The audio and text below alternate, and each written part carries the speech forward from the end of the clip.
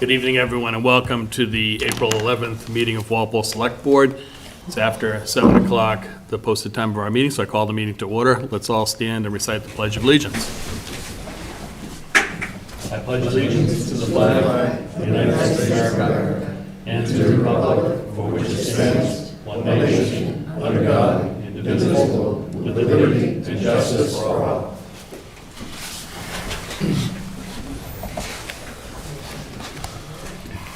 So our first order of business tonight is a public hearing regarding a cable television renewal license with Verizon. So we'll open a public hearing, we'll have some discussion among the board, we'll seek public input, close the meeting, and then vote. So, Ally? Motion to open public hearing? Second? All in favor, please say aye. Aye. 4-0, we're now in the public hearing. Jim, can I turn to you to take us through, the highlights of the renewal license? Sure. So this current contract is for a 5-year contract. We tried to push them for a 10-year contract. Obviously, it's easier for the town. Verizon doesn't go beyond the 5-year anymore. We were told by our attorney at the beginning of this negotiation, and that's where they ended with the 5-year term of lease. I will tell you that they've maintained their 5% annual PEG access support, which is consistent with the Comcast agreement and the previous agreement. They've also agreed to pay us a bit more than what they're currently paying as far as the PEG grant. They've agreed to $150,000 payable in 3 equal payments of $50,000 each instead of getting $25,000 a year over the life of the contract. We're going to get the $150,000 within the first 3 years of the contract. Those are basically the highlights of it. Everything else basically stays in place. It's consistent with what we've negotiated with Comcast just last month. This contract is set to expire at the end of this month, so Council and I have been working on it for a long time and recommend favorable action on this. Thanks, Jim. Any questions for Jim? Could you just bottom line it for me? So how much is that 5-year contract? How much is that per year? Do we know? We don't know because it's based on users. I can tell you that roughly we take in about 75,000 a quarter from the Verizon, from both. It's pretty consistent. It goes up and down, as people switch providers, but it's consistently about $70,000 to $75,000 a quarter. For Comcast and? Each. Yes. So, yeah. Okay. That comes out to roughly about $300,000. $280,000 a year, depending on how much we take in for each. And where does this money find its way into? The cable fund? We take this money in as a general revenue, and then we reappropriate it. This year, I believe we're doing it under Article 17, I think, to Walpole Media Corp.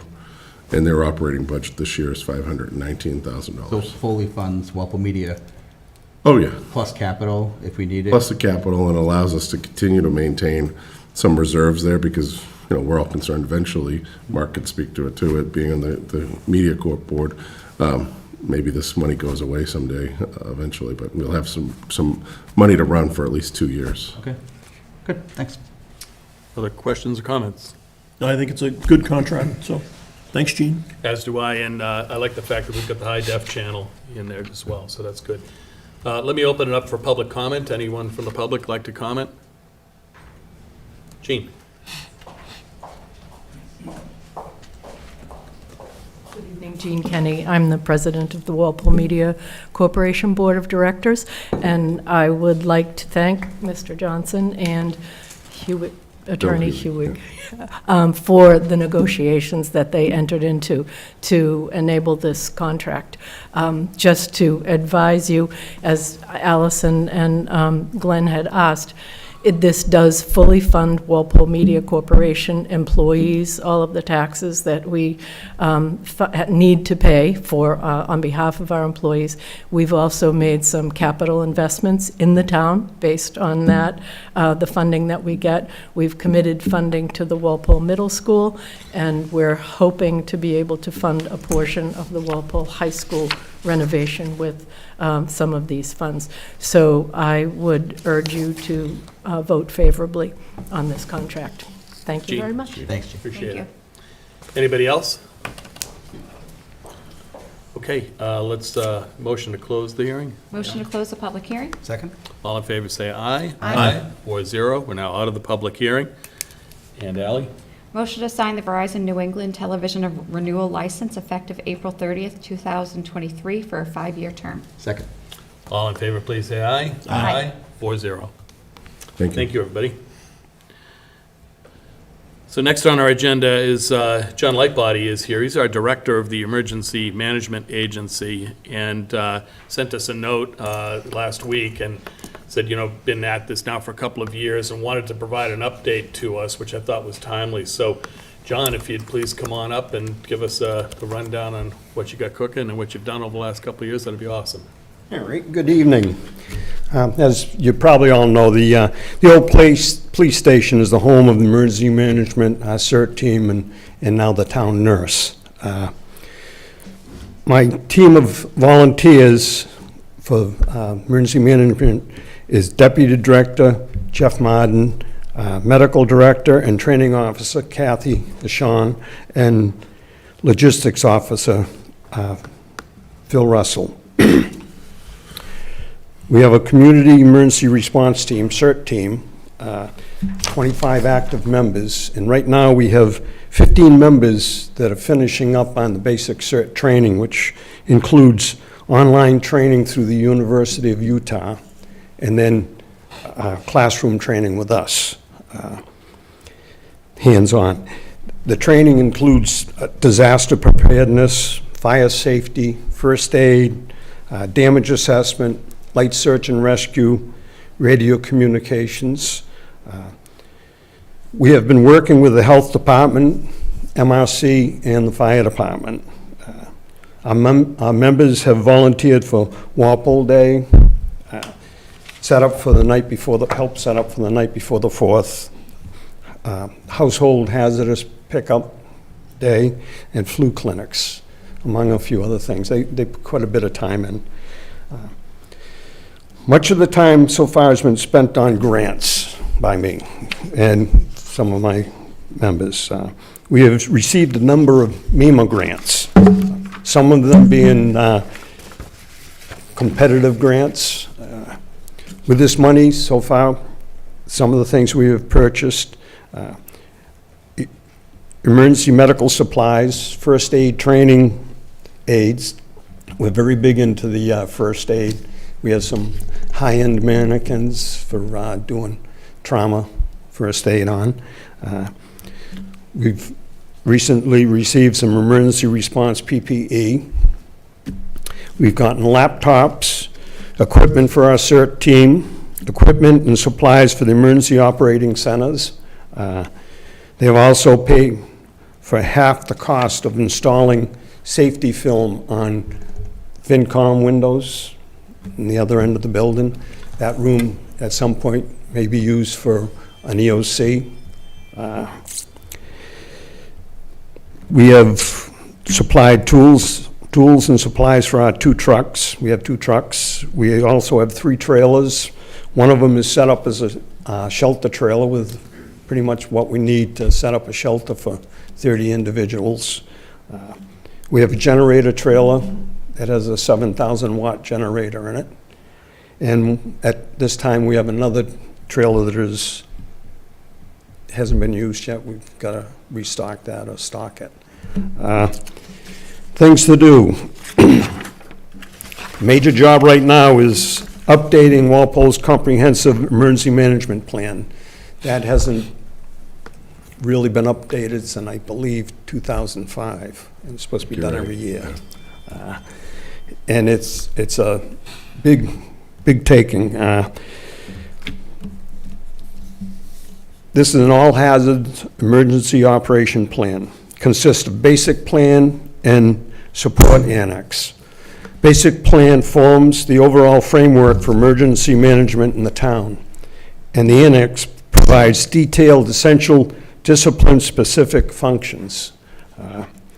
At this time, we have a small group working on the basic plan, and once we're ready, we're going to need an input from a lot of the town departments, mainly the fire department, police department, health department, DPW, EMA, and engineering department, but we'll need a little bit from everybody to really get this thing together.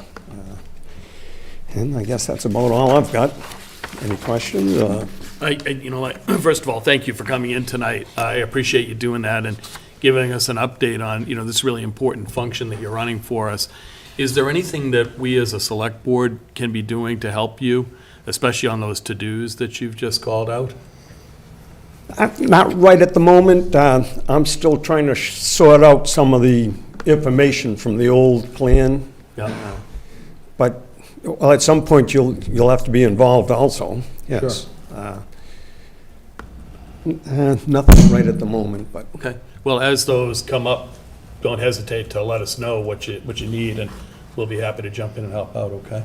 great. We turn to the rest of the board. Any questions or comments for John? No, thanks, John, for everything you do. Thank you. That was an impressive list of tasks that you guys have accomplished, and it's amazing what you guys are able to get done. We're working on it. I mean, it's great to have volunteers. I believe our volunteers put in 800 hours last year, Wow. volunteer hours, Wow.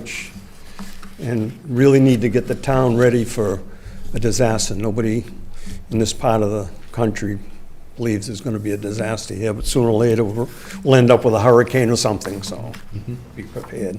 Well, thank you again. Really appreciate you being in here tonight, John, and keep us posted, okay? Thank you. Great, thanks. Thank you.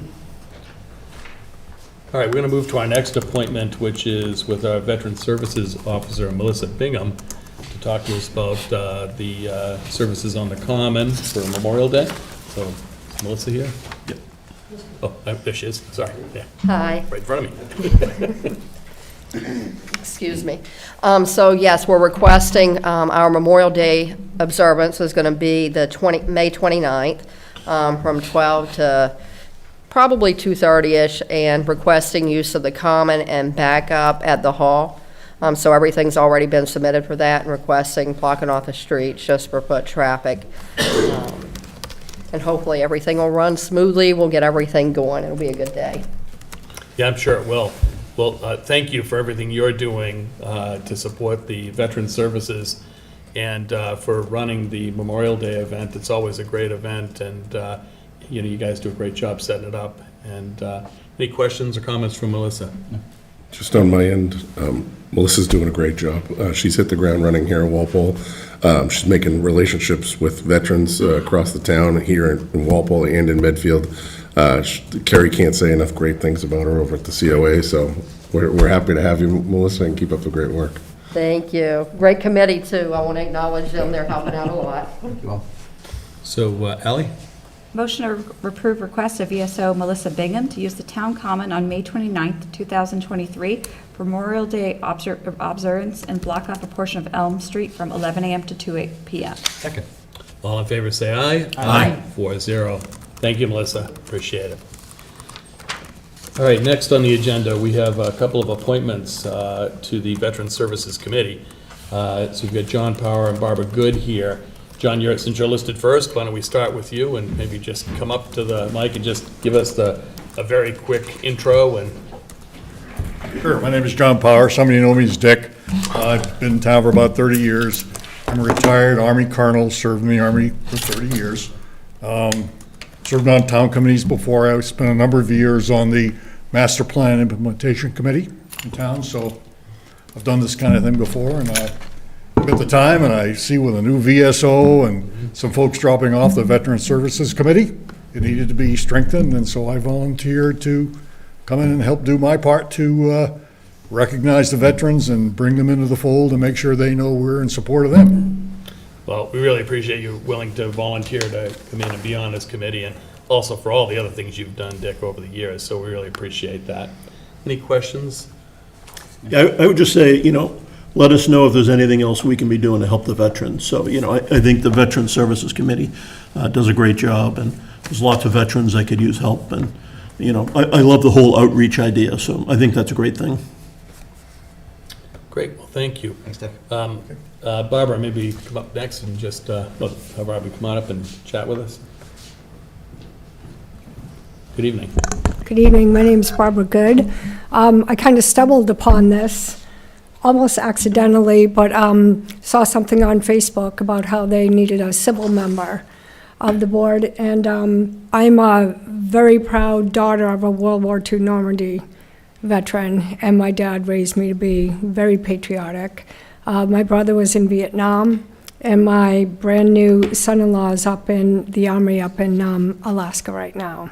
So, always been supportive of veterans. I have a 30-year career in the mortgage business. Doing veterans loans was my favorite and my absolute favorite group of people to work with. So when I did see this opening, I thought this is something that I'd really like to do. Never been on a committee before, so this would be very new to me. I work at the Elm Street School here in Walpole, and what I would like to see is to get these kids in the Walpole school system more involved with veterans. Well, likewise, thank you for being willing to volunteer and provide your hours and support to this committee. Your enthusiasm for veterans does come through loud and clear on your application, so I appreciate that. Sure. Any questions from the rest of the board? Mark? I just make a comment. I think one of the things that makes Walpole great is the number of people who are willing to volunteer their time to help others. And, Dick's heard me say that probably many times, but I think it's really true. It's what makes Walpole a tight-knit community. So thank you for volunteering, Thank both of you. you. Other comments? Ally? Motion to appoint John Power Jr. and Barbara Good to the Veterans Service Committee. Second. All in favor, say aye. Aye. 500. Thanks very much again for being willing to do this. We appreciate it. Okay, we're running a little bit ahead of schedule and open forums next, so I want to just wait until we get to 7:30. So I'm going to skip ahead to new business. So next up, we've got a review and vote on draft supplemental watershed plan for the Allen Dam site. So Carl Baldoff, the town engineer, is here to talk us through that. So Carl, I'll turn it over to you. Good evening to the chair and members. Carl Baldoff, town engineer. Before you tonight is the matter to authorize the town administrator to sign this document between the town and the USDA that will allow final design to proceed for the rehabilitation of the Allen Dam. Back up very briefly, Allen Dam is off Washington Street near the intersection of Stone, several hundred feet long, built in the early 80s, and it's a flood control. It retains a natural pool of water and retains water of the stormwater from the Spring Brook. And the board is actually in possession of some pictures, some archival pictures of flooding that occurred in the center of town before that dam was there in 1955. As a result of that flooding, Army Corps built that dam. It's on town property, we own it, but they built it in the early 80s. And so it's 40 years old, and we have to inspect it. It's a high-hazard dam. It gets inspected every other year. And the inspections have brought out that it needs some work after these years. 2017, prior town engineer engaged in this NRCS program. It's a cost-shared program between the federal government and the town to rehab this dam. Really, the preliminary design and all the outreach has started in 2019. Just about 4 years ago, it kind of came along as I came back to work for the town. So there's been a lot of work, mostly between my department and myself and the USDA and their consultants. It's an extensive process. There have been 3 outreach public meetings. And there's been alternatives considered. It's all part of NRCS's they follow a template to do this. They considered several alternatives, including removing the dam, which really isn't practical, or otherwise we'd be subject to, what happened in the mid-50s. And so anyway, they've arrived at this stage, and they developed this draft supplemental watershed plan. The alternatives, I won't try and recap 4 years of consultant work and a meeting for you, but briefly, there were several alternatives, and a lot of them had to do with which place the overflow spillway would go and whatnot. Obviously, we can't move the dam or anything like that. But the important part is that the one that was selected as the preferred alternative that will go forward is the one that is most like what is there now. The emergency spillway, if you were to look at the dam from Washington Street, it's to the right side. There's a gate there that you can go in, and it's an open grass area. That's where the dam would overflow if it was full. And that's going to stay there. They're going to put articulated concrete blocks in it. As a result of new watershed modeling, they're going to raise the crest 9 inches to a foot. and they're going to rehab the low-flow structure, inlet structure, and the primary structure, and maybe more importantly, rehab the drains that keep, actually dams build up water on the inside, and that's a bad thing. So the under drains will keep it drained, and that's all part of the rehabilitation. Right now, the 2020 estimated cost is about $5 million, and we're going to share 35% of that. So the town has a cost share. It's on the capital program. There's a table that's a bit confusing in the report, but we do have a cost share, but we really won't know the final result of that until the design work is done and this thing goes out to bid. But once again, this will allow us to move forward. There's been a lot of work done and pretty good public outreach, but there hasn't been a lot of discussion with the board. So we're here to answer any questions, or I'm here to answer any questions you have, and hopefully to move forward with this. So you mentioned the 2020 base cost. I think what you've done, though, is you've thought about, the escalations that would have potentially occurred between now and when the work starts, and you've actually built in some contingency, and that's in the capital plan. True? Yeah. That's correct. Yes, I bumped it up, I think, on the last capital or before that, so we're carrying quite a bit more than what the estimated cost was. Yeah, which is smart, given we know construction costs are escalating. You also provided us with some very interesting pictures that you got out of the archives, I guess, about that 1955 flood. Yeah, actually, we'll give the emergency management director credit for that. Okay. Okay. Room anymore, but John was working through his records over there and delivered us those photos, which we scanned. Well, they're really impressive and, really make the point that, we have to have flood water mitigation. And the Allen Dam, of course, plays a very important role in that. And given the number and severity of storms that we've seen over the last many years, is becoming increasingly important. So having that dam in good working order and making sure that it's safe so that it plays the role it's supposed to play from a flood mitigation point of view is really critical. And these pictures really do bear that out. Just fascinating to look at them, Carl. Yeah, canoes in the field outside and the whole intersection of Main Street and East Street underwater with big trucks up to their wheels and all those things. It was really quite an event. Hurricane Connie and Diane came back to back about a week apart, August 1955, and they say that in some places Diane dumped as much as 20 inches of rain. That's an awesome number. It's a lot of rain. Yeah. So I also note in here that there are a number of certifications that we need to stay on top of. I assume you've looked at those, and between you and Jim, we're confident that we're going to be able to meet all those certification criteria. Yes, yes, probably more certifications than I would like, but it's a standard agreement. It's a one-size-fits-all, and there is going to be a look at it from town council as well. That's good. Yeah, in fact, I think it's important that before we finalize that we, or if we vote tonight, that we make a contingent upon that town council review. So that's a great point. And then the last thing is, I know there are some minor operating costs and maintenance costs. Can you just touch on that so people hear that? Yeah, quickly, all the maintenance really is done by the Parks Department. They brought a piece of equipment that they can use our own skid steer to mow that, so they mow it. There isn't a lot else up there other than inspecting it twice a year. We do have a consultant come in, not twice a year, every other year. So, the document lists 5,000 or so, so I'd say the actual annual costs are probably somewhere in that order. It's not an expensive thing to do, especially with us doing it's really mowing, occasionally removing some debris from the low-flow inlet, and the inspections, and that's really it. So it's pretty low cost. And it's a nice place. There's a pool there. There's people fish it. It's a great place to walk around. So Yeah. it truly is multi-use. And I would be remiss if I didn't say I strongly supported this. Great. Thank you, Carl. Any other questions or comments? Glenn? So I think certainly it's a big, important project, and I'm glad it's moving forward. I think one of the things that strikes me, and maybe you can touch on this a little bit, is I'm looking at the pictures from the summer of 1955.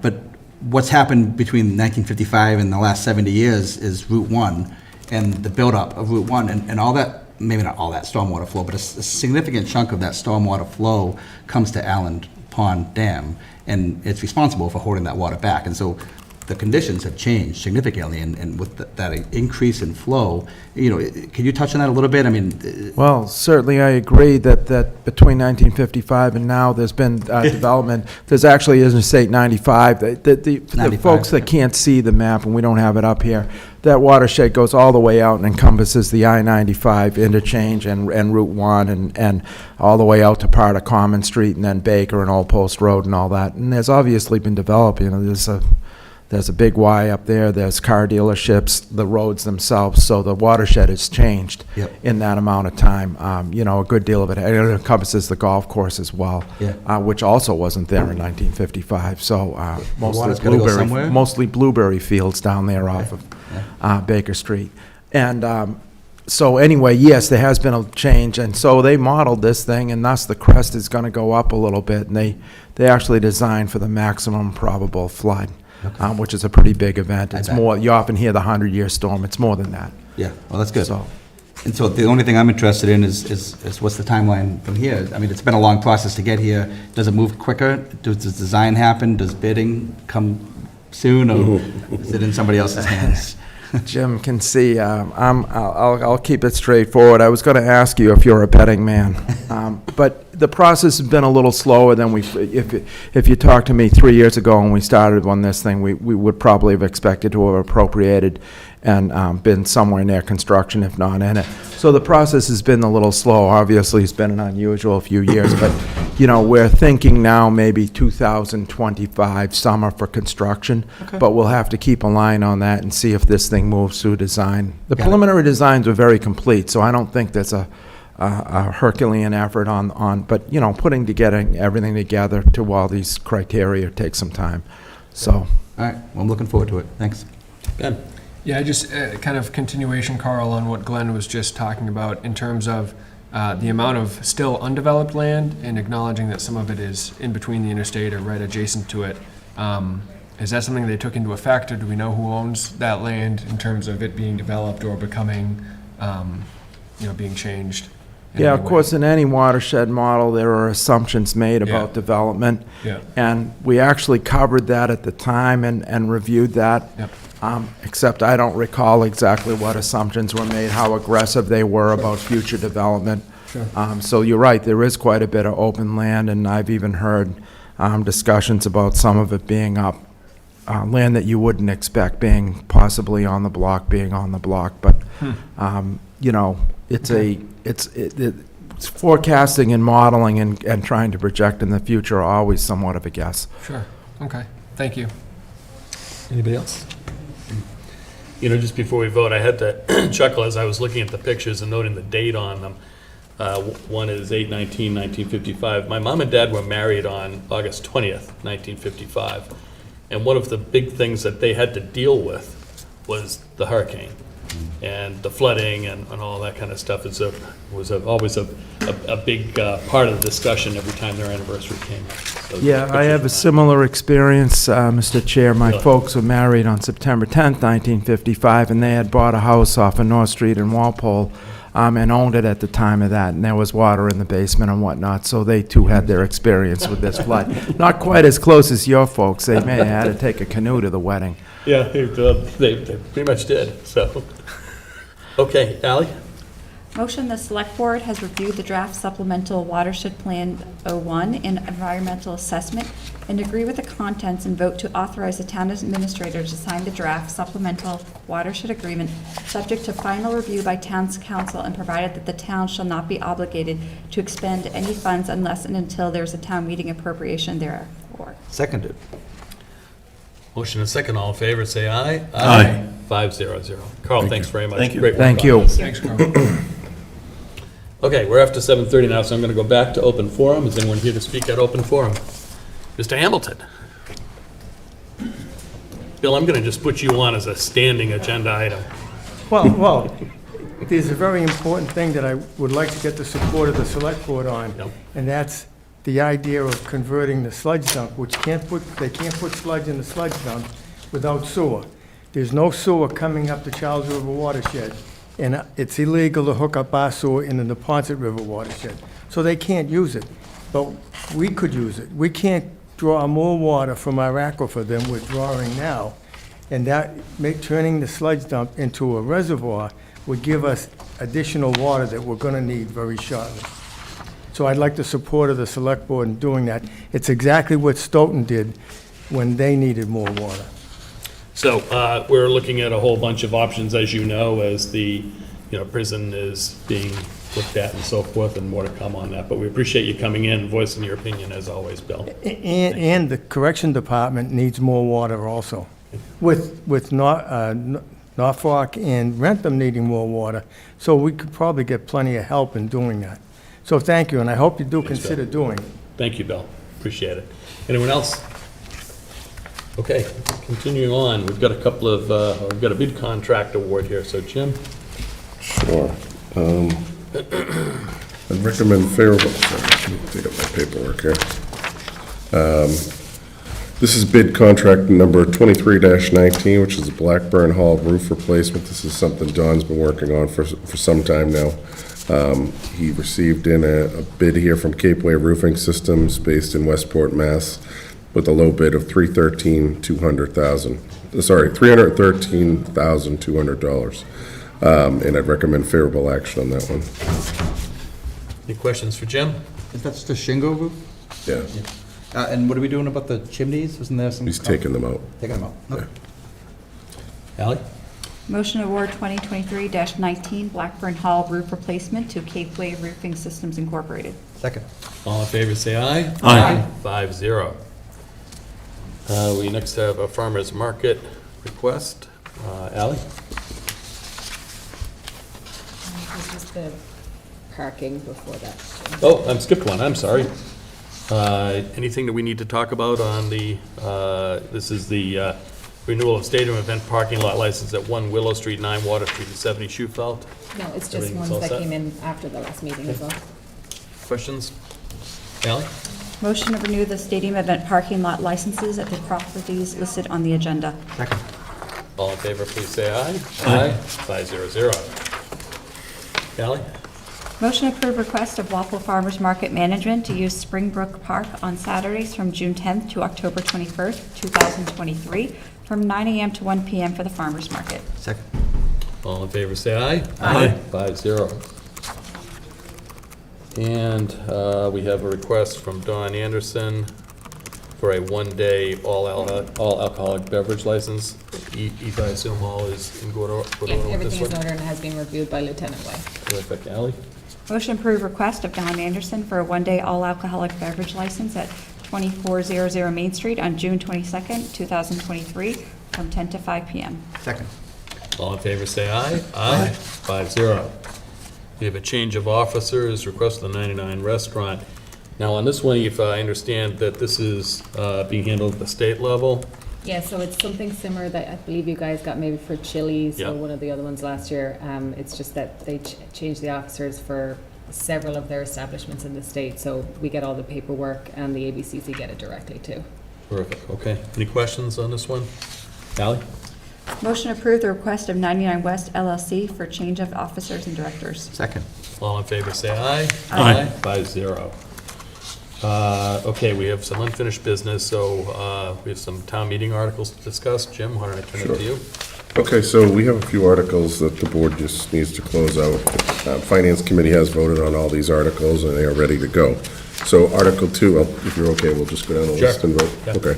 So Article 2 is the non-union personnel article, requesting a living adjustment of 2.75%, and also adding the deputy assessor and inspector of weights and measures on there. Finance Committee voted favorable action, 11-0-0. I recommend the board vote favorable action. Any questions for Jim? Ally? Motion to recommend favorable action on article number 2. Second. All in favor, please say aye. Aye. 5-0.